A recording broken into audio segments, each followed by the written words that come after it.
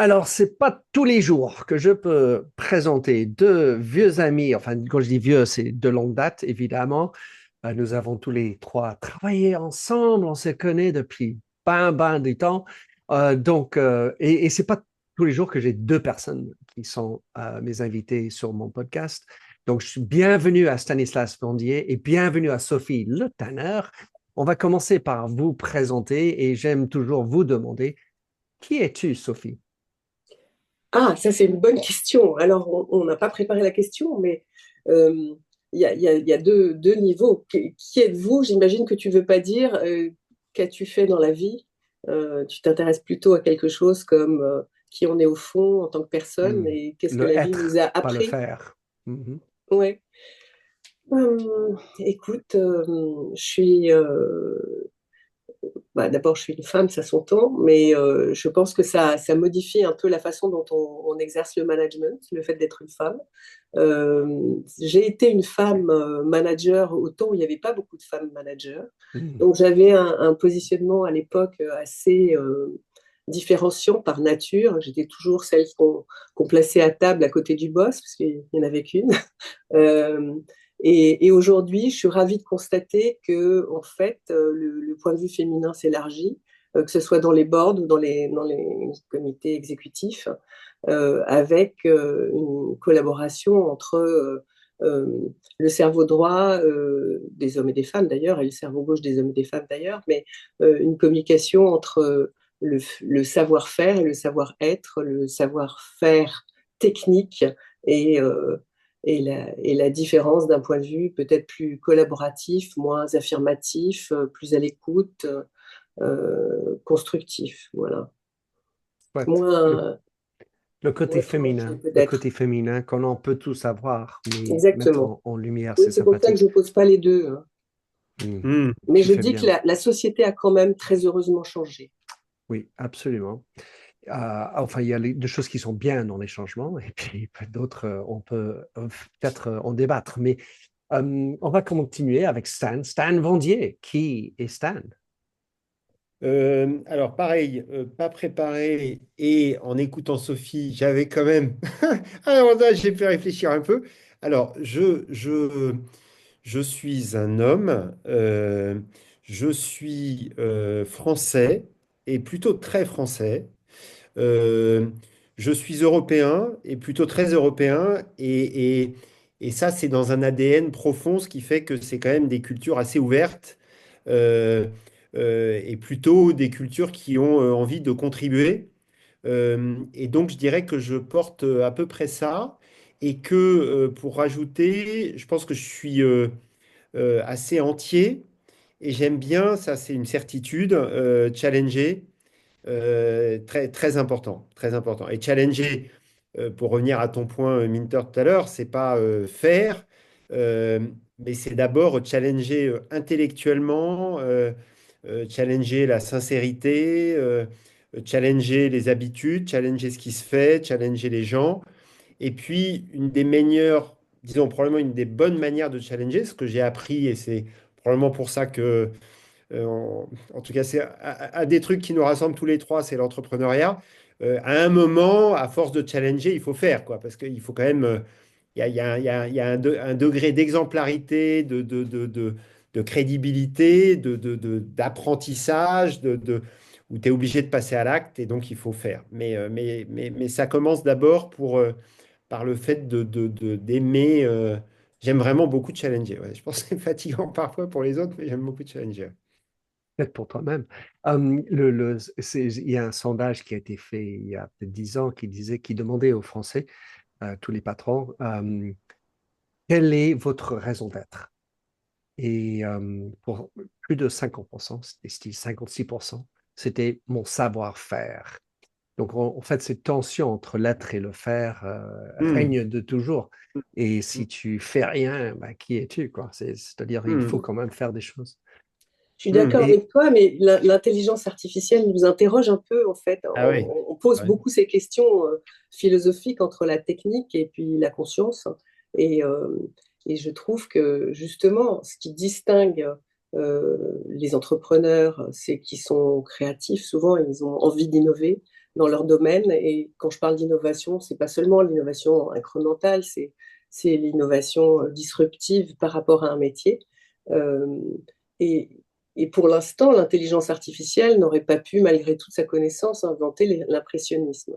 Donc, ce qui nous définit en tant qu'être humain, euh, c'est justement cette capacité d'invention. Et c'est aussi ce qui nous rend heureux, je trouve. Tu vois, tu Hmm. poses la question, chez moi en tout cas, chaque fois que ce soit dans un domaine technique, dans un domaine intellectuel, dans un domaine social, où il y a un acte de création par rapport à l'existant, moi, ça me rend profondément heureuse. Hmm. Comme la création d'enfants, par exemple. Mm. Et puis, il y a aussi enfin, je trouve, juste pour rebondir à ce que tu as dit, Stan, dans l'enjeu, enfin, le mot enjeu, challenge, en français, on va dire, mais Hmm. le fait de passer par des enjeux, traverser des difficultés, ça peut aussi Hmm. rendre heureux. Hmm. Hmm. Bien sûr. Non, euh, c'est même ça fait très certainement partie, je pense, des plus grands plaisirs ensuite, il faut savoir pourquoi. C'est-à-dire à quoi ça sert, à quoi ça. Voilà, ça c'est encore un autre degré de question. Mais déjà, euh, de craquer, de résoudre des enjeux, de se confronter à la difficulté, à la solitude, c'est fondamental. C'est comme ça, c'est probablement comme ça c'est même certainement comme ça qu'un individu, qu'une collectivité, qu'une société, qu'une civilisation progresse. C'est le refus qui sont des thèmes d'actualité. C'est le refus d'un certain confort, hein. C'est obligatoire. Je pense que tu es quasi obligé de passer par là. Et ça peut être, comme le dit Sophie, c'est la confrontation à la réalité, c'est le faire. Euh, et, et- et le faire te donne probablement, certainement aussi de l'humilité dans ta réflexion, donc on progresse en tant qu'être humain. Je pense qu'on devient meilleur en se challengeant, et ça, c'est certain. Ouais. Alors, Stan, pour continuer avec toi, nous avons tous vécu du L'Oréal et Hmm. maintenant, ça fait un bout de temps que tu as fait plein d'autres choses. On va arriver sur Wild Beauty, vous inquiétez pas. Mais qu'est-ce que tu as ramené de ton expérience chez L'Oréal et peut-être ce que tu ne t'avais besoin de te débarrasser de depuis que Ah, tu as laissé les grands groupes? ouais. Ouais. Alors, beaucoup d'amis. Qu'est-ce que j'ai ramené? Beaucoup d'amis, vraiment. C'est culture. Certainement une bonne formation, mais qui probablement correspondait à, en tout cas, moi, ce que j'aime faire, c'est-à-dire cette culture qui consiste à, en permanence, être un peu parano, stressé, prendre les choses au sérieux, faire, défaire, refaire, défaire, refaire. Et puis cette tension dont on parlait tout à l'heure, finalement, hein, qui est et comme quoi, tu vois, c'est encore très frais tout ça en fait, mais ce poète paysan dont tout le monde parle et qui est, C'est L'Oréal voilà, en tout cas. ouais, exactement, c'est ce que j'allais te dire, dont on voit qu'il est, à la fois on en parle beaucoup chez L'Oréal et il n'est pas unique non plus, mais c'est quand même, le truc est quand même une réalité et qui est, voilà, qui est très mondial aussi, qui n'est pas du tout que occidental, et qui est une éthique là aussi individuelle et collective forte. Donc voilà, et puis ensuite, voilà, une expérience très, disons, très variée, à la fois en Allemagne, où on s'est rencontré avec Sophie, puis à Londres, et puis ensuite on apprend plein de choses culturellement. Typiquement, je donne un truc, moi, que je donne souvent comme exemple, c'est-à-dire, pour changer de modèle, c'est quand même mieux d'avoir de la croissance. Sinon, c'est quand même compliqué, quoi. C'est comme quand tu prends un virage en voiture, il vaut mieux accélérer un peu. Si tu es en ralenti, tu risques d'aller soit trop court, soit trop loin. Et Et ça, c'est des si trucs qu'on tu apprend. ralentis trop tard, ben c'est fichu. Ah ouais, exactement. Ouais, ouais. Donc ça, c'est quand même une formidable école de management, de stratégie, et c'est des trucs qui te marquent. Alors probablement on était jeunes. Et ensuite, pour répondre à la deuxième partie de la question, pourquoi avoir quitté indirectement, regret par regret, quand tu vois l'évolution des stock options, etc. euh, zéro regret. Euh, Probablement, à titre perso, tu vois, je serais certainement, c'est même pas probablement, je serais certainement plus riche si j'étais resté.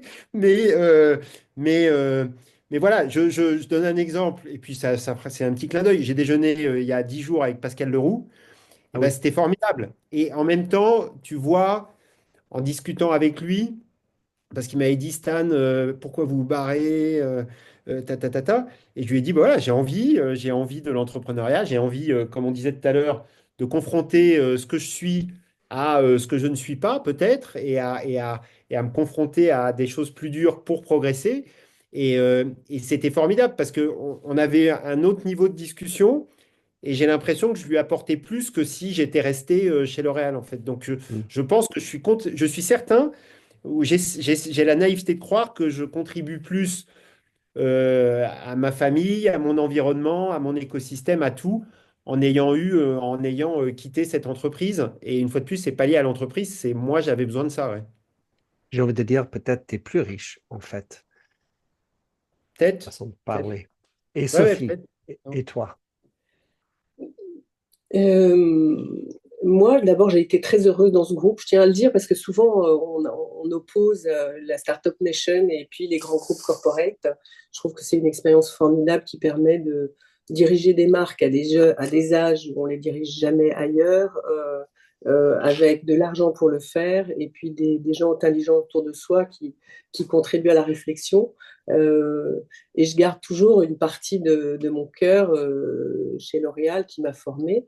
Euh, Pourquoi je suis partie? Parce qu'il y avait une opportunité, parce que je pouvais devenir entrepreneur en reprenant une entreprise en grande difficulté avec des fonds d'investissement, que là encore j'étais jeune, hein, j'étais devenue, je crois DG à 30, 30 je sais plus, 30, enfin, j'ai oublié, Dans la trentaine. mais dans la trentaine. Et là, j'avais conscience qu'en fait, quand on est directeur général dans une grande entreprise comme ça, dans un grand groupe, on est directeur marketing-vente, mais on n'a pas les usines, la trésor, c'est pas, Hmm. on n'a jamais Les affaire à des actionnaires. banquiers, des actionnaires, etc. Donc Hmm. c'est vrai que c'était un parcours naturel de croissance et c'était une formidable opportunité. Donc je suis partie à cause de ça. J'ai gardé beaucoup d'amis chez L'Oréal et moi, j'ai déjeuné la semaine dernière avec Jean-Claude Legrand. Donc, Hmm. comment dire, le contact, si on s'est bien comporté dans la vie, le contact se rompt jamais. C'est ça que je dis aux enfants, aux plus jeunes qui nous écoutent peut-être aujourd'hui. Faites attention, comportez-vous bien. Et aujourd'hui, cette année, moi, on crée une boîte ensemble. Donc, comportez-vous bien parce que vous allez vous retrouver toute la vie. Ce sera des gens à qui vous ferez la courte échelle à un moment donné, qui vous feront la courte échelle à un autre moment. Et cette espèce de moisson qu'on peut faire à travers les rencontres ou les expériences, elle est formidable quand on a eu la chance d'être très bien formé dans un groupe comme ça où on peut faire profiter C'est clair. à des boards ou à des sociétés plus petites. Voilà. Hmm. Ça me fait penser au rugby, parce que enfin, j'étais élevé beaucoup sur un terrain de rugby. Donc tu Hmm. bagarres avec les autres, mais après, on se serre la main et on va partager Mm, une Hmm. bière ensemble, mm, Hmm. malgré tout ce qui s'est passé sur le terrain. Hmm. Si tu t'es bien comporté, mm. Hmm. ou même Carrément. dans la lutte, parce que Hmm. la vie, c'est aussi une lutte. Carrément. Alors, donc vous vous êtes rencontrés en Allemagne. Comment est-ce qu'est arrivée l'idée de cofonder cette boîte, Wired Beauty? Alors, Stan. Alors, écoute, l'idée de Wired Beauty, c'est plusieurs choses, comme souvent. Et du négatif et du positif. Je vais commencer par le négatif. Et ça, c'est une conviction qu'on partage avec Sophie, qui est que euh, l'industrie dermocosmétique euh, est confrontée à plusieurs défis, dont un défi qui est euh, sp- à la fois spécifique et général, qui est celui de la confiance, mais qui est général à, je dirais, l'ensemble des secteurs et voire au-delà de la dimension économique, dans la dimension sociétale. Donc ça, c'est l'enjeu de confiance. Euh, et le deuxième élément qui, par contre, est plus spécifique, qui est que le poids pris par le marketing dans cette industrie a probablement dépassé le poids pris par la science. Et donc, quand on met tout ça ensemble et c'est là où se cristallisent des visions et des envies de faire des choses ensemble et de prendre des paris et de rien lâcher malgré les difficultés, le haut et les bas, les erreurs, les plantages, voilà, c'est le digital qui arrive et qui vient et qui rentre dans tout ça. Et donc, la combinaison de tout ça et avec une certaine vision partagée, alors, pas il y a 50 ans, c'est-à-dire qu'on n'a pas imaginé, on n'était pas Léonard de Vinci à avoir inventé et réinventé le truc avec 200 ans de vision. Mais avec quand même un petit côté précurseur, on s'est dit, voilà, le coup de demain, c'est du hardware, c'est-à-dire que c'est du digital, c'est-à-dire du concret, de la réalité et pas que un aspect digital virtuel. Deux, et ça c'est Sophie, l'importance de, mais je te laisserai Sophie en parler tout à l'heure là du gâteau au chocolat, donc j'empiète pas là-dessus, on parlera de gâteau au chocolat après.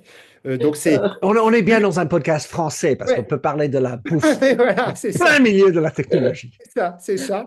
Donc, du hardware, deux, du design, et c'est fondamental, c'est-à-dire que on a eu une vision de chaîne de valeur qui fait que ce petit dispositif-là, tu vois, c'est dans un laboratoire quelque chose qui fait 5 fois la taille de ça, qui coûte 100 fois le prix. Et en fait, on a trouvé les compétences, trouvé les équipes pour mobiliser une vision qui est la vision de la clinique digitale. D'accord? Et donc, voilà la manière dont on a décidé de partir sur la chose. Et puis ensuite, Sophie, je te laisse enchaîner. Mais voilà Ouais. qui a initié la réflexion. Alors, pour ceux qui nous écoutent, parce que là, on est déjà dans le vif du sujet, pourquoi on a créé Wired Duty? D'abord, qu'est-ce que c'est? Wired Duty, c'est une société de conseil qui aide les laboratoires de cosmétiques de type L'Oréal à évaluer la performance de leurs produits et qui les aide à raccourcir considérablement leur temps de développement. Donc, comment on fait ça? On a à la fois un hardware dont parle Stan à l'instant et un software qui est une application mobile. Et l'objectif, c'est de prendre à rebours, et c'est là où est la disruption, la manière dont on étudie les produits et dont on les évalue. Aujourd'hui, l'évaluation des produits, elle se fait séquentiellement, un peu comme pour un médicament.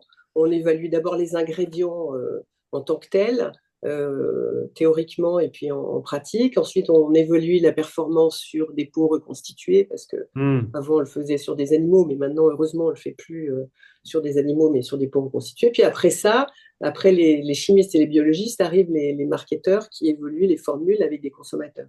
Tout ça se fait séquentiellement et ça prend au moins 2 ans, 3 ans peut-être parfois, si tant est que l'ingrédient existe déjà au départ. Et nous, on se dit qu'en fait, il faut remettre la science et le consommateur au cœur du process. C'est-à-dire que le consommateur n'arrive pas à la fin, mais il arrive au début. Hmm. Et donc, en développant un hardware et un software, on donne des formules directement au consommateur avec des outils de test qui sont des laboratoires portables, comme disait Stan tout à l'heure, qui permettent d'évaluer objectivement ce que fait la formule sur un certain nombre de marqueurs cutanés, notamment les antioxydants et notamment la protection de la barrière cutanée. Et puis, subjectivement, qu'en pense le consommateur? Parce que tu sais bien, Minter, que c'est pas parce que ça marche, si ça colle et que ça brille, le consommateur ne rachète jamais. Hmm. Et c'est dommage Le d'avoir gâteau. Ça, c'est le gâteau. C'est le la gâteau au réponse chocolat. à la fin. Le gâteau au chocolat, on y vient. Ça, c'est une image pour mes enfants, mais je leur dis, disent oui, les formules, c'est toujours tout pareil, les marques, c'est toujours tout pareil. Non. Il y a plein de gens qui font des gâteaux au chocolat, c'est l'exemple que je donne tout le temps. Tout le monde met du chocolat et des œufs dedans, et tu en as des bons et des moins bons.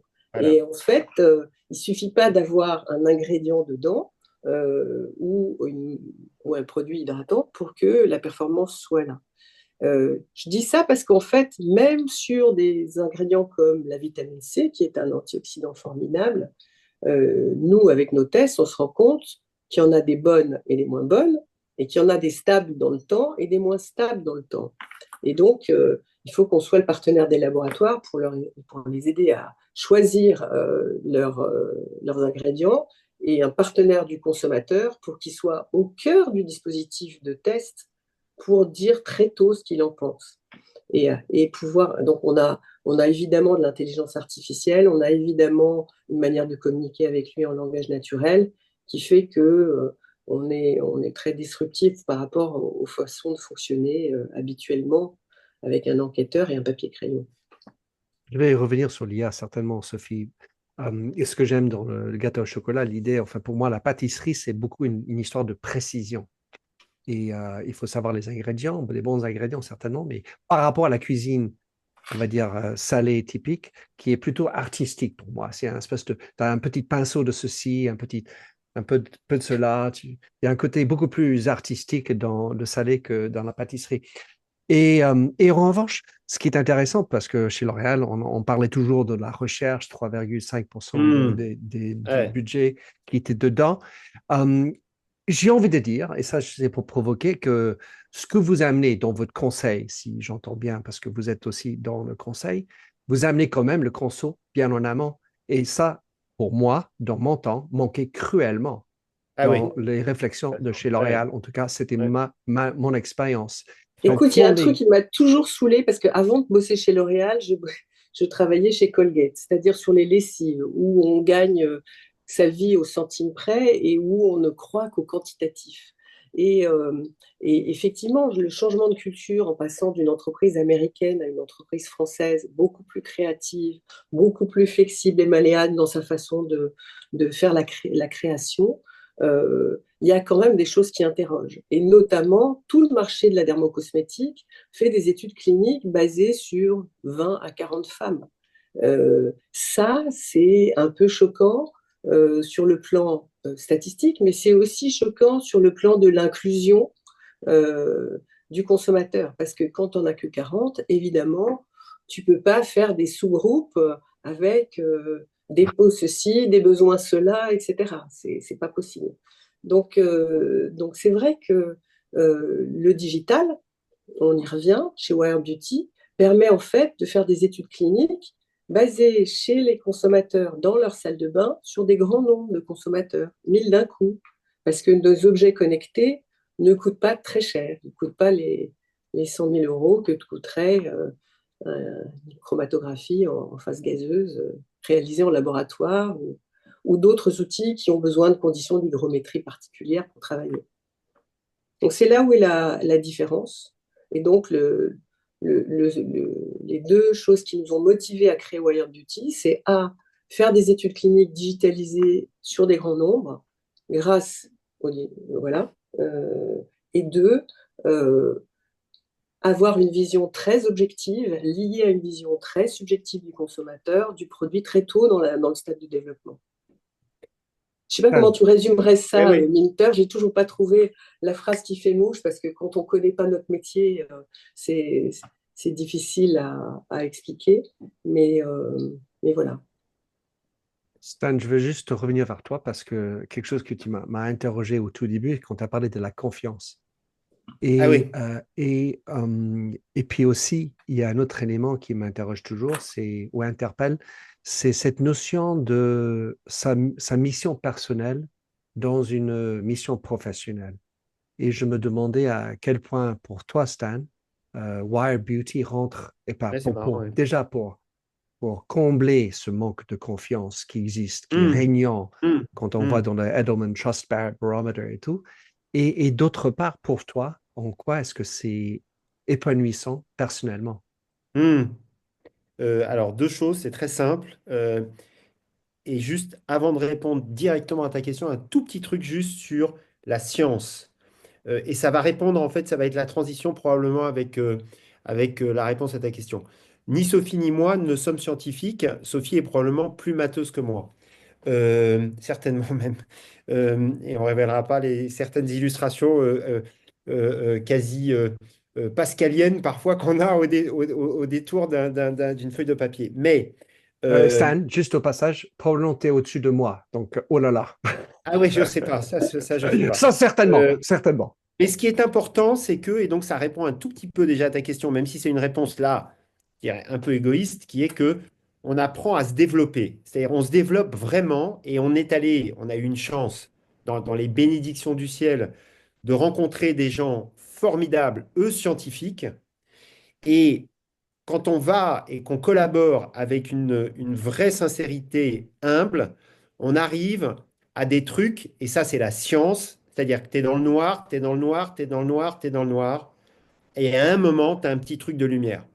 Et cette lumière, elle est collective, elle est partagée, et pourquoi j'évoque ça, c'est que euh, oui, on a un hardware, oui, on a une méthodologie démultipliée, je vais revenir dessus après, mais ce qui est important aussi, c'est que ce hardware innovant et cette méthodologie démultipliée, en fait, elle fait avancer à la fois la compréhension de comment fonctionne la peau, c'est-à-dire qu'on est en train de découvrir des, des, des, des, euh, des dynamiques de la peau qu'on connaissait, mais on ne comprenait pas tout et surtout on ne pouvait pas le mesurer jusqu'à maintenant. Et ça, on est en train de réussir ça. Et il y a, tu vois, on aurait fait ce podcast il y a un an, on l'aurait peut-être pas affirmé avec la même certitude. C'est ça où c'est le noir et à un moment, voilà. Ça, c'est le premier élément. Et le deuxième élément, c'est que pour répondre là plus directement à la question, au-delà de l'aspect et de la satisfaction vraiment importante qui est de se dire qu'on fait avancer des petits morceaux de science.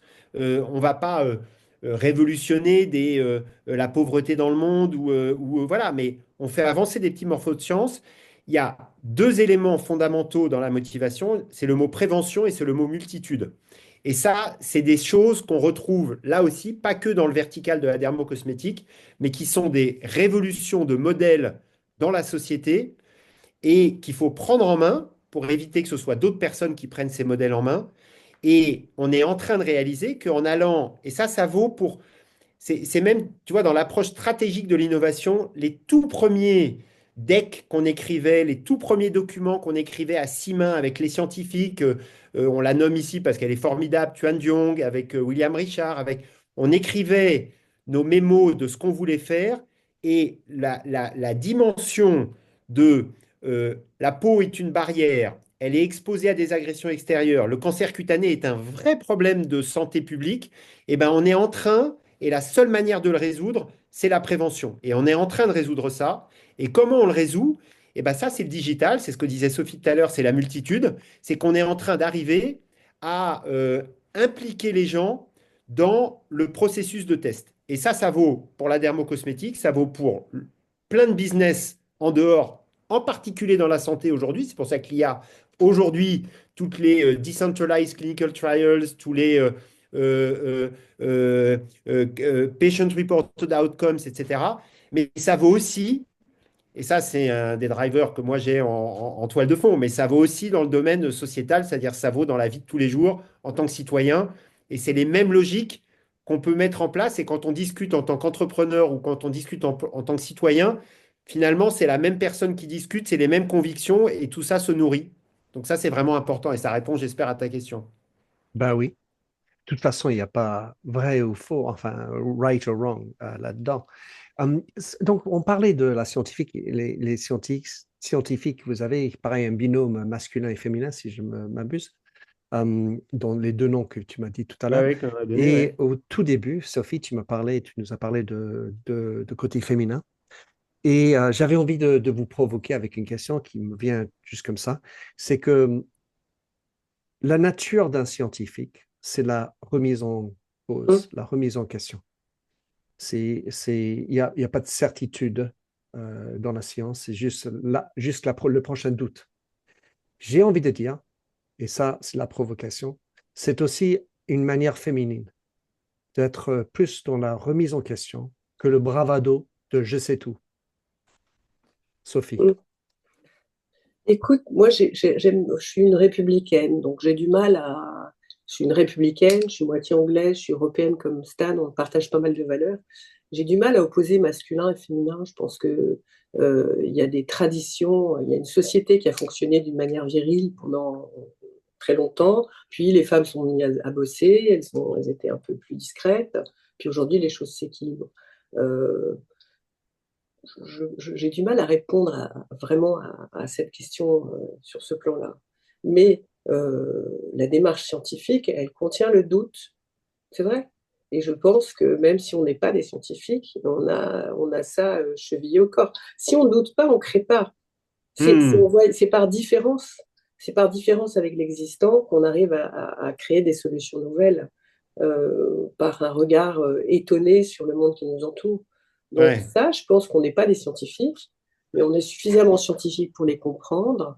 Il faut rendre un grand hommage à ceux qui le font, c'est-à-dire qu'on a eu la chance de rencontrer très tôt dans le process Tuan Dong, qui est devenu aujourd'hui professeur en dermatologie à la PHP. Donc, c'est notre partenaire scientifique et incroyable. Et puis William, qui est un pro de William Richard, qui est un pro de l'électrochimie chez Kima. Et on a été très bien entourés. Puis il ne faut pas oublier notre technicien merveilleux, Allard, qui lui nous a aidé à développer les capteurs. Donc, ce qui est marrant dans ce qui change dans le monde aujourd'hui, c'est l'intelligence collective. C'est-à-dire que le digital, l'intelligence artificielle, appuyée par l'intelligence artificielle, mais le digital aujourd'hui, et les scientifiques le font depuis longtemps, permet de constituer des groupes de gens qui ne sont pas physiquement dans le même endroit, n'ont pas besoin d'être dans le même bureau pour Hmm. partager les mêmes objectifs. Euh, et c'est ça qui change, cette intelligence collective. Et tu parlais de qu'est-ce qui nous motive au fond à développer Wired Beauty. Je pense que c'est ça, c'est l'intelligence collective. C'est-à-dire que si dans une chaîne de valeur qui est celle du développement d'un cosmétique, les chimistes, les biologistes, les marketeurs se mettent à partager les mêmes données Hmm. en même temps et avoir un regard immédiat grâce à l'instantanéité des algorithmes sur la performance produit, ils vont travailler de manière différente. Et je pense que des grands groupes qui sont assez, on dirait, cloisonnés ou silotés aujourd'hui dans leur fonctionnement, vont changer leur manière de travailler. Donc voilà. Et c'est à la fois l'alpha et l'oméga, c'est-à-dire Hmm. c'est la solution pour nous, si on arrive à convaincre les gens de le faire. Et c'est aussi le démarrage, parce que si notre projet échoue à devenir quelque chose de majeur et disruptif, ça sera parce que on n'aura pas fait assez bien la pédagogie du changement et qu'il faut emmener avec nous des organisations qui sont très lourdes. Je reviens à ta première question, Minter. Euh, Quand on quitte un grand groupe et qu'on devient un entrepreneur, on gagne à peu près 30% de son temps. On ne s'en rend pas compte au début, mais 30% de son temps parce qu'on n'explique plus ce qu'on va faire, pourquoi on l'a fait, comment on va le faire, comment on le fera mieux différemment, pourquoi on aurait dû le faire autrement, etc.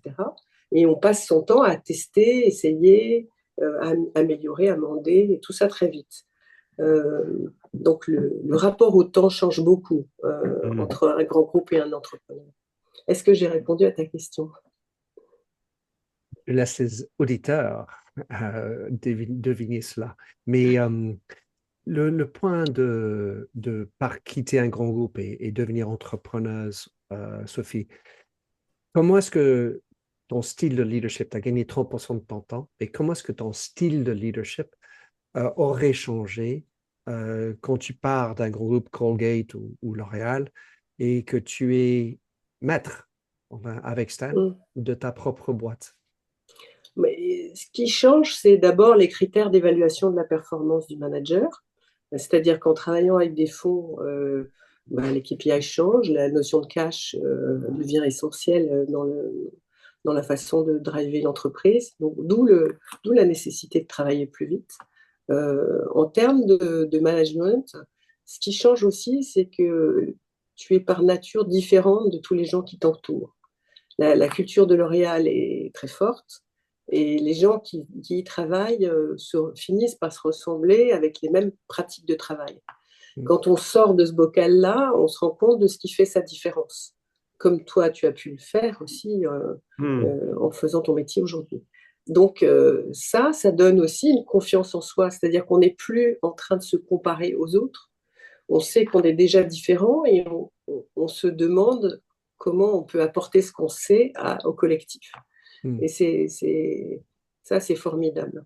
Et puis mm, après, c'est plus souple, on fait moins attention à ce qu'on dit, on a le droit de temps en temps De faire des conneries? De dire des Ouais, bêtises? dire des énormités, dire des énormités en disant, bon, allez, Ouais, faut plus, arrêter de t'as blague, raison, ouais. mais c'est Certainement c'est plus. moins, c'est moins contrôlé. Voilà. Stan, et toi, quel est ton voyage de style de management ou de leadership? Comment tu le vois? Si tu as changé ou pas? Écoute, ah oui, oui, forcément. Et puis je pense Never Ending Story. Euh, Comme atout de fédérer euh, des équipes différentes, exactement ce qu'évoquait Sophie comme une des clés du succès, euh, et de faire attention disons, et le considérer comme étant la condition du succès, euh, c'est learning by doing. J'ai vraiment appris ça en le faisant, en fait. Voilà. Et je pense que la recherche, là aussi, qui est un sujet de temps long, euh, euh, est une magnifique manière d'apprendre à manager. Euh, et d'ailleurs, hein, comment dire? Il n'y a pas, ce que disait Sophie tout à l'heure, il n'y a pas les grands groupes qui sont et la Startup Nation, quoi. C'est-à-dire qu'il y a vraiment les deux univers. Et une des forces de L'Oréal est d'inscrire, si possible, les choses dans le temps long et dans la pérennité, dans la continuité, dans la fidélité, avec des gens qui restent longtemps. Et quand je disais tout à l'heure, il y a encore plein de potes qui sont chez L'Oréal, c'est des potes qui sont restés et qui s'épanouissent et qui, voilà. Pour répondre à ta question, la diversité des gens, je suis heureux d'avoir réalisé probablement que j'arrivais à gérer des gens, dont des scientifiques, de manière très les mains dans le cambouis. Voilà. Et ça, c'est cool. Et puis, euh, et puis de se dire que sans être scientifique, on peut apporter quelque chose. Et donc, ça veut dire que si nous, sans être scientifiques, on peut apporter quelque chose à des scientifiques, ça veut dire que le vice-versa équivaut. Et ça, c'est très important de prendre le temps d'écouter. Voilà. Bon, et puis ensuite, on a des défauts, par contre, qu'on n'arrive jamais à changer. Et ça, c'est très compliqué. Mais ça, on n'est pas là pour en parler. Bah, non, ça fait partie de la vie, mais ça change certainement de gérer les créatifs, comme on a beaucoup dû faire chez L'Oréal. Ouais, ouais, Dans ton article, Stan, tu as souligné que 85, c'était un article, pardon, sur LinkedIn que j'ai lu, tu oui, as oui. souligné qu'il y avait 85% des femmes qui souhaitaient comprendre leur peau Ah oui, oui, oui, pour ouais, optimiser leur routine. Comment est-ce ouais. que Wired Beauty intègre-t-il cette demande tout en évitant le piège du sur-mesure illusoire? Est-ce qu'il y a un Ouais, ouais. moyen? Bon, je précise. Qu'est-ce qu'il y a? Sophie, vas-y, vas-y. Tu dis quoi? Là, je dis qu'en fait, on aimerait bien être à ce point au niveau du consommateur. Je dis non, non, on n'aide pas le consommateur à comprendre sa peau. Parce que ça serait une activité B2C et nous, on est définitivement le partenaire des laboratoires en étant B2B. En revanche, euh, on commence à comprendre mieux ce que disait Stan tout à l'heure, comment la peau fonctionne. Et il y a un truc qui est assez marrant scientifiquement, c'est que quand une peau est agressée par le soleil, par la pollution, par d'autres choses, elle se défend naturellement. Et quand on mesure l'efficacité d'un produit, on mesure en résultat à la fois la réaction naturelle de la peau et les produits qu'on a rajoutés sur la peau pour essayer de la défendre. Et l'intérêt du digital, c'est quand on fait les tests à des moments différents, avant application, après application, c'est de distinguer les deux. Qu'est-ce qui fait partie, et c'est en ça que c'est un outil aussi scientifique assez puissant, qu'est-ce qui fait partie de la défense naturelle de la peau en termes de production d'antioxydants naturels, et qu'est-ce qui fait partie des choses que la cosmétique peut apporter en plus euh, pour aider la peau à se réparer plus vite.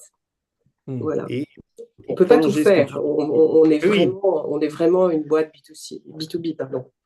et pour prolonger ce que tu dis, le fait d'avoir mis le consommateur au milieu du schéma et de se rendre compte que le digital change véritablement des modèles, et qu'en particulier dans des univers de santé, de dermatologie, de dermocosmétique, ça permet de rendre très concret ce qui était jusqu'à maintenant plutôt des mots, le sujet de la prévention. Euh, la prévention est ce qui rassemble le B2B et le B2B2C ou le B2C en l'occurrence. C'est-à-dire que la prévention est de mieux comprendre la peau et dans l'intérêt du consommateur final. Et c'est dans l'intérêt, avec le digital des marques, d'aider le consommateur à mieux comprendre sa peau pour adapter des routines, adapter des produits. Et ça permet, effectivement, ta question est essentielle au Minter, qui est de dire, est-ce que je vais te faire un produit que pour toi, etc. C'est disons, tu as du mal à y croire. Et je dirais même, tu vois, si on revient à notre sujet de démocratie, est-ce qu'on va faire prendre une décision pour chaque individu individuel? Ben non, ça ne marche pas.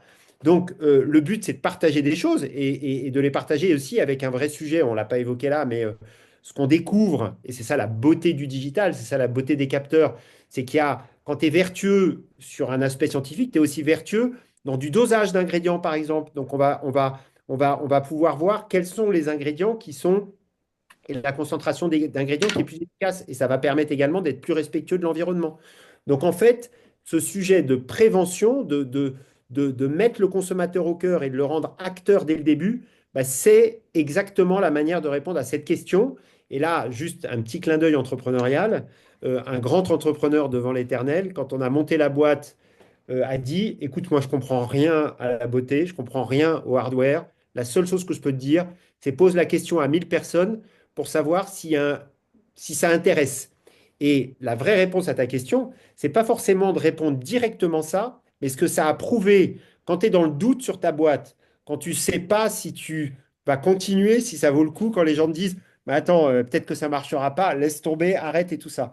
Tu Mhm. sais que tu as posé la question à 1000 personnes et qu'elles t'ont dit, ouais, le boulot que tu fais, ça peut être utile. Et quand en plus tu sais que tu réponds aux besoins d'un dermato, aux besoins d'un scientifique, aux besoins d'une conso, et que tu sais que la marque va devoir répondre à tous ces besoins-là, tu sais que voilà, ça te donne un peu plus de courage pour pas lâcher. Ouais. Ça crée un bon écosystème. Alors, il nous reste pas trop longtemps, mais j'avais deux questions que je voulais vous poser de plus. Alors, je ne connais pas comment vous partagez vos rôles, mais et qui serait entre vous deux l'expert sur l'intelligence artificielle? Mais je serais intéressé pour savoir où est-ce que vous en êtes dans l'intégration de l'IA, ça ressemble à quoi et peut-être les perspectives qui voudraient se lancer sur ça. Oui, l'expertise sur l'intelligence artificielle, franchement, il y a 2 ans, c'était pas ce que c'est aujourd'hui. Franchement, il y a 2 ans, on disait que l'intelligence artificielle allait détruire 300 milliards de valeurs. Aujourd'hui, on estime qu'elle crée 500 milliards de valeurs. Et ça avance tellement vite que ce qui est vrai un jour l'est plus le lendemain. Euh, Nous, on fait les choses modestement, c'est-à-dire que pour l'instant, on est en train de valider que nos méthodologies fonctionnent avec des scientifiques, en l'occurrence la PHP, qui valide que on fait ce qu'on dit, on dit ce qu'on fait. Ensuite, on est en train de valider les résultats qu'on obtient contre les méthodes habituelles utilisées par les grands laboratoires qui, évidemment, avant de se lancer, euh, comparent leurs résultats sur un historique de 30 ou 40 ans avec les nôtres et essayent de comprendre en quoi c'est différent, en quoi c'est mieux. Et troisièmement, quand on sera rentré dans le vrai monde de la data, c'est-à-dire que tous ces gens-là auront adopté les pratiques avec des grands nombres, ce qui n'est pas encore le cas. C'est-à-dire qu'on n'a pas 100 000 personnes qui ont utilisé la formule. En revanche, on a utilisé nos hardware sur plus de 10 000 mesures. On sait que c'est très robuste. Mais 100 000 personnes qui auraient utilisé les choses, quand on aura ça, on va effectivement découper différemment les points de vue. C'est-à-dire que on va peut-être regarder le marché en se disant, parmi tous les gens qui vivent, qui testent nos produits à 30 degrés Celsius avec une hygrométrie de 70%, je vous donne un exemple fictif, qu'est-ce que ça donne la formule? C'est-à-dire que la géolocalisation aujourd'hui des outils permet aussi de regarder différemment la performance. Et D'autant plus que ça, ça impacte, évidemment, si voilà, tu es dans Bien un exactement. sûr, environnement Donc, humide ou je pas, ne etc. dirais pas qu'on est une boîte d'IA aujourd'hui. Et bon, on s'y il y a prépare, deux. mais on Ouais. a une architecture informatique très solide. On est capable de faire voyager la donnée euh, multilingue d'un continent à l'autre, en l'anonymisant ici, en la décryptant là, en la renvoyant là-bas. Enfin, tout ça fait de façon très sérieuse. Euh, mais pour l'instant, on n'est pas passé dans l'IA Je le comme, comprends. comme outil On a pris, de on a, développement. Ouais, on a pris juste Minter deux parties quand même très claires qui sont les prérequisites, si je peux dire, de l'IA. Le premier parti, c'est qu'il n'y a pas de bonne IA sans bonne donnée et il n'y a pas de bonne donnée sans hardware. Ça, c'est la première conviction et qui est confirmée. Mais ça, c'était une intuition au début parce qu'à un moment, on s'est dit, voilà, le hardware, c'est quand même hardware is hard, comme on dit. Et ben, c'était vraiment dur et on s'est dit, bah, est-ce qu'on va passer en digital? Non, on est resté sur le hardware. C'est fondamental parce que c'est au contact de la peau qu'on récupère des signaux de sous la peau, en fait. Voilà. Donc ça, c'est la première conviction. Et la deuxième conviction, c'est une conviction, et c'est pour ça que j'adore Luc Julia. Luc Julia, le patron, l'inventeur de Siri, patron de l'innovation de Renault, c'est l'IA verticale. Donc, c'est pas les LLM, c'est les SLM, c'est les Small Language Model, et c'est du vertical, et voilà. Et donc, la direction dans laquelle on va, progressivement, step by step, humblement, comme sur le hardware, du temps long, de la recherche, mais c'est avec une donnée fiable, une donnée innovante, fiable, robuste, scientifique, qui est intéressante pour les marques, qui est intéressante pour l'ensemble de l'écosystème. Et petit à petit, on va pouvoir venir greffer là-dessus. Mais au lieu de tous ces gens qui ont lancé des grands lacs sans savoir comment nager dans le lac, voilà. Ouais. D'abord hardware, on reconstruit, et ensuite du vertical et pas du horizontal. Il faut dire aussi sur l'IA, il y a des choses qui nous inquiètent. Fondamentalement, l'IA est probabiliste, c'est-à-dire qu'elle va rechercher plein de données, et s'il y a 7% des gens qui pensent que Sydney est la capitale de l'Australie, euh, et ben elle va répondre dans 7% des cas, en lançant les dés à chaque fois, eh bien, Sydney est la capitale de l'Australie et pas Canberra. Donc, c'est probabiliste. Nous, on fait exactement le contraire. On est scientifique, c'est-à-dire on fait de la mesure, on mesure du signal électrochimique sur la peau. Hmm. Et donc, on mesure en qualité et en quantité l'activité antioxydante des formules. Voilà. Et la qualité de la barrière. Donc, Hmm. c'est des C'est pas la critères de même approche vitalité et de complètement. santé de la peau énormes. L'IA, c'est un autre stade. Quand on a beaucoup de données, peut-être qu'on rebattrait les cartes différemment grâce à une IA. Mais aujourd'hui, on est plutôt dans un algo de traitement de l'information plutôt que dans l'IA. J'ai quelqu'un qui bosse avec moi, qui s'appelle Ricardo, qui travaille sur les SML. Donc, il m'a Ah bien oui, briefé d'accord. pour ce sujet-là. Peut-être un contact pour vous. Excellent. Mais par ailleurs, donc, dernière question, parce qu'on va parler de l'avenir. Je ne sais pas quel est le style de propriétaire, si vous avez des venture capitalists ou private equity derrière vous. Peut-être ça va on va dire, structurer la réponse à mes questions, mais votre ambition me semble de redevenir le standard des tests de soins de la peau, c'est ce que j'ai compris. Vous me corrigerez si j'ai tort. Et comment est-ce que vous voyez l'évolution donc de Wild Beauty dans les 5 prochaines années pour atteindre cet objectif STAN? Alors, le gold standard, effectivement, t'as bien, on a un projet dont le nom de code est Gold Standard. Donc, c'est exactement ça, tu as raison, bien vu. Well, et ensuite, déjà, temps numéro un, être rentable, fondamental. Et ça, voilà, c'est vraiment la clé. Et c'est possible. Et c'est donc, et Sophie est là-dessus d'une exigence folle, et elle a raison, c'est focus, focus, focus sur notre business model. Et donc ça, c'est Cash vision flow numéro is un. king. Cash flow is king, profit is king, cash flow is king. Et donc ça, c'est ambition numéro un. Et puis ensuite, c'est vrai que le contrôle est clé aussi. C'est-à-dire que on fait ça pour... on aurait probablement fait rentrer des fonds plus tôt, vu les hauts et les bas qu'on a eus, parfois en termes de tech, parfois en termes de business model, mais dont on a tout le temps appris, hein. C'est-à-dire le business model B2C, on l'a essayé sur du hardware. Et ben Mm. c'est double hard. Le capteur de bioimpédance sur la peau, etc., c'est triple hard. Et voilà. Donc, si on en est là aujourd'hui, c'est parce qu'on a appris. Et donc, on a envie, comme disait Sophie tout à l'heure, de continuer à apprendre. Ce qui nous donne confiance pour demain, c'est que entre la vision stratégique, les 85% dont tu parlais tout à l'heure, le hardware il y a quand même au South by Southwest à Austin là, de 2025, c'est sympa quand tu écoutes des conférences et que tu te dis, ah ouais, il y a quand même des cases qui sont cochées. Et donc, on a envie de continuer à trouver les bonnes personnes pour faire monter. Et c'est vrai ce qu'évoque Sophie avec en disant le jour où on aura 100 000 personnes qui utilisent le device et que ça donnera une vraie logique de prévention, on aura eu un impact, et ben on aura réussi notre coup. Et puis voilà. Et puis ensuite, la Mm. motivation numéro un est là-dedans, en tout cas. Mais En avant fait, de juste passer une seconde, Sophie, juste, pardon. j'allais te dire après avoir quitté L'Oréal, un des trucs que je me suis dit, c'était au moment de quitter, je disais, ben, il faut que toute l'équipe des grands patrons, des grands groupes devrait aller à South by Southwest pour comprendre Ah ce que oui, c'est l'esprit de marque, non pas par la partie business de South by Southwest, mais les chanteurs, tout ce qui est la musique, tout ce qui est le ouais. storytelling dans le film.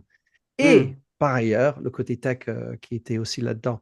bien Donc, sûr, ça, ben, c'était toujours très inspirant pour moi, ça, pareil. absolument. Mais Sophie, alors, tu voulais commenter. Oui, en fait, on a un plan de développement court terme.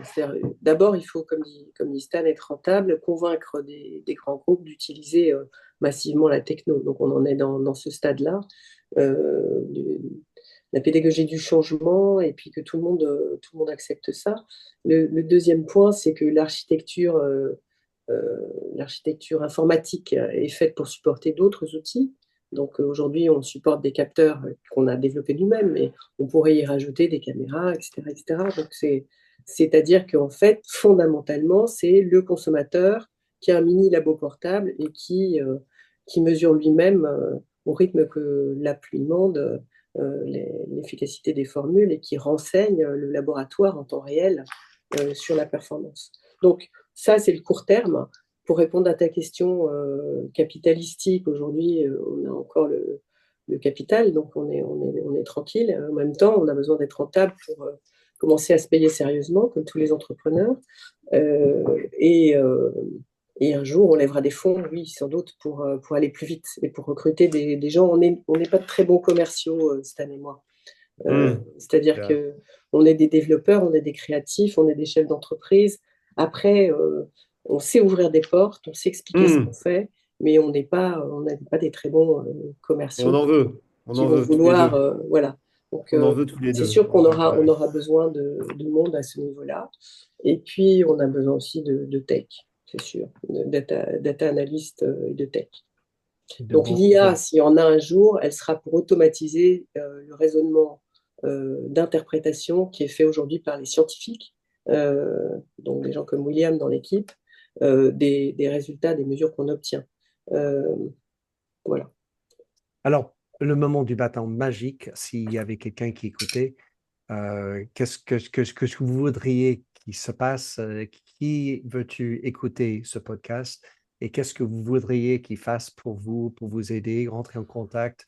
Imaginons, voilà, soyons fous. Sophie. Trop génial la question. Moi,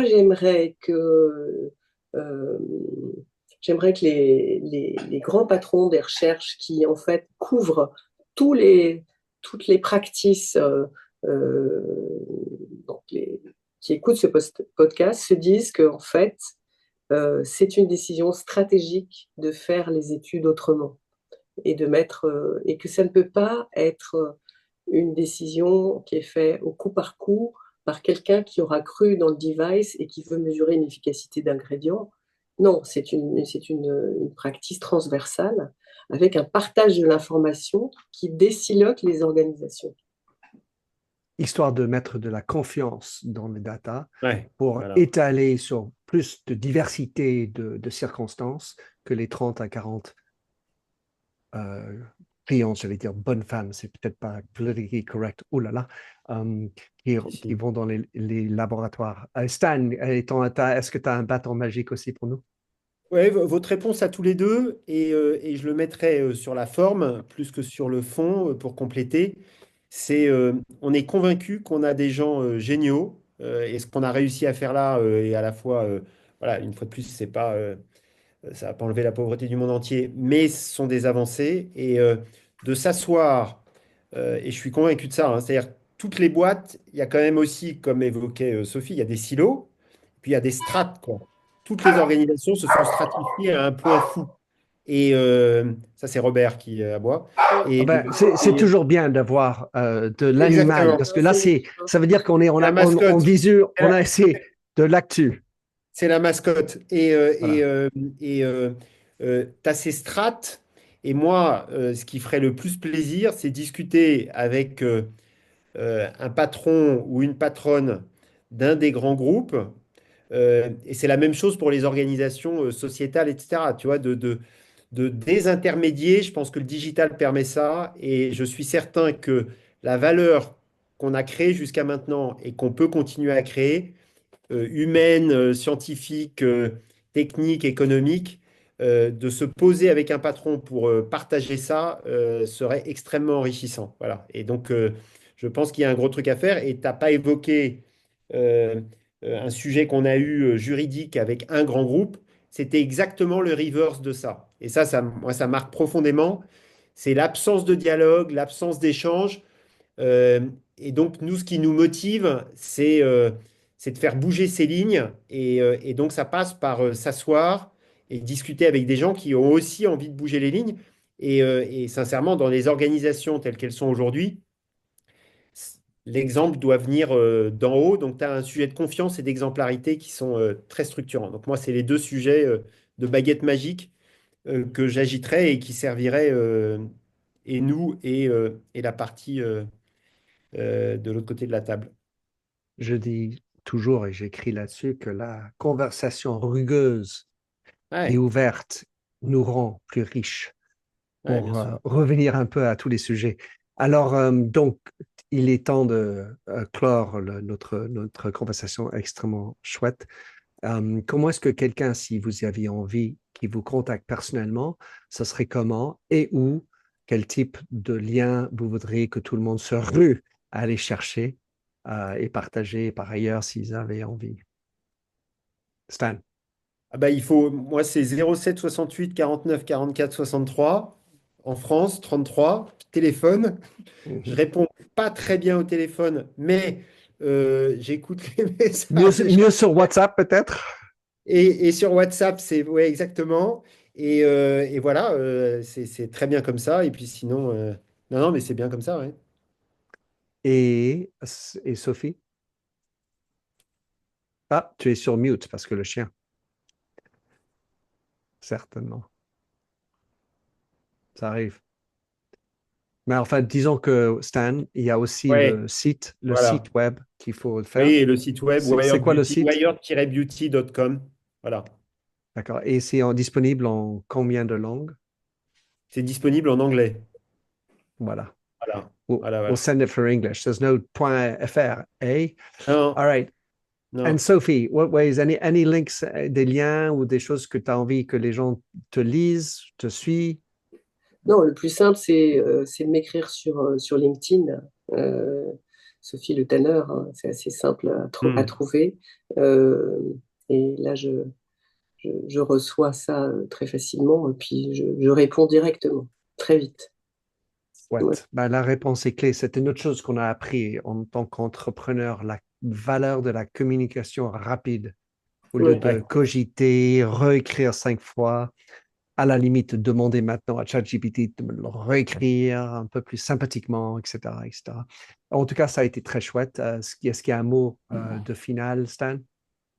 Écoute, non, merci Minter, parce que c'était un vrai plaisir de effectivement passer ce temps à trois alumni, trois sportifs. Et donc, non, non, merci beaucoup et merci pour tes questions, parce que tu nous connais et donc tu as orienté les questions pour qu'on puisse prendre du plaisir à partager. Et donc, merci à toi.